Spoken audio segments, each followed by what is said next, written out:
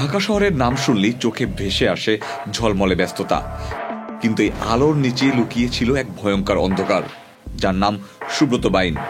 সুব্রত বাইন জন্ম নেয় 1967 সালে ঢাকার হোলি ফ্যামিলি হাসপাতালে। সিদ্ধেশ্বরী কলেজে ভর্তি হতে গিয়ে পরিচয় হয় এক রাজনৈতিক নেতার সাথে। সেখান থেকেই অপরাধ জগতে তার পা রাখা শুরু। 90 দশকের শুরুর দিকে ঢাকার মগবাজার এলাকায় তিনি নিজের ছোট্ট একটি গ্রুপ তৈরি করেন।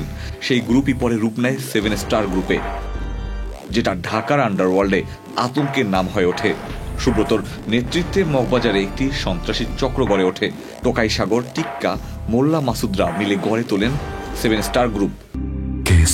শেকড় থেকে শিখরে 1993 সালের দিকে মধুবাজার বাজারে সবজি বিক্রেতা খুনে পুলিশের তালিকায় তার নাম ওঠে।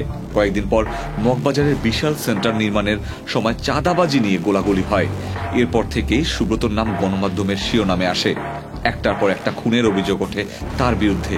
গুলশান, তেজগাঁও, মালিবাগ সব জায়গায় তার গ্যাংয়ের ভয় ছিল। 1995 সালে নিজেকে আড়াল করতে সুব্রত বাইন নাম পরিবর্তন করে ইসলাম ধর্ম গ্রহণ করেন। নতুন নাম নেন ফাতেহ আলী। 2003 সালে পুলিশের চোখে ধুলো দিয়ে পালিয়ে যান ভারতে।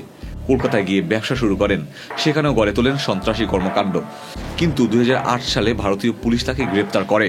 জামিনে মুক্ত হলেও তার অপরাধ থেমে থাকেনি। 2009 সালে তিনি আবার ধরা পড়েন নেপালে। 2012 সালে ঘটে রীতিমতো সিনেমার মতো ঘটনা।